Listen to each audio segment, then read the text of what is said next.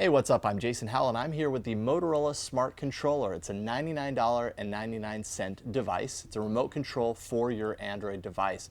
It actually integrates the standard Android functions that you see at the bottom here: home, back, search, and menu, as well as a volume rocker on the side, screen on, and this big touchpad that you can use to control things if you're in webtop mode. You have to have a device that supports webtop mode, like the Motorola Droid Razr Max that I have here. Otherwise, this remote works with any Android phone. The touchpad has a nice solid click to it, though tapping it registers a click too if you just tap on the top. The touchpad, however, is very frustrating to use with a thumb. It's kind of the type of thing that you would want to do if you're holding a remote. You want to control it with a thumb.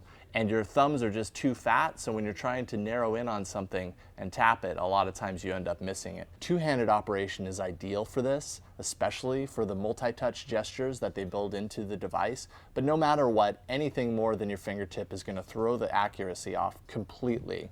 There's these invisible margins around the touchpad that are very easy to move outside of when you're trying to control it, and you just won't know that you're there other than the fact that your pointer isn't going anywhere. So it's really frustrating. On the back is a little phone button. If you click the button, you can accept an incoming call. If you hold it down, you can actually redial the last call made on your phone. Phone audio quality is fine. You get it through the speaker up here, and you have your microphone down there. It's a little tinny, but the convenience is absolutely a nice trade-off to have. All right, so let's take a look at some of the uses of the Motorola Smart Controller. First of all, web browsing. I would say the experience web browsing with this was awful. The inaccuracy of the touchpad absolutely makes for an infuriating experience. Ultimately, it was just way easier to pick up the device and do it there. Also, you can't enter in any text with the device. You'd have to have a separate keyboard.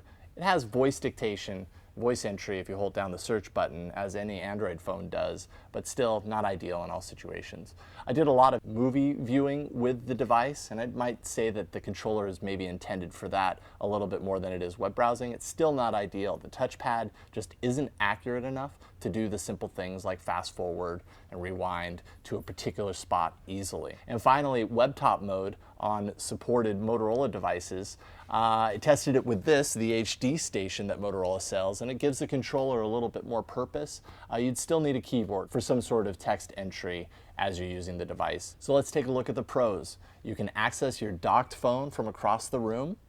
The phone integration on the back is a definite plus, and it works with any Android device capable of the Bluetooth HID profile. Now the cons. It's too expensive for what you get.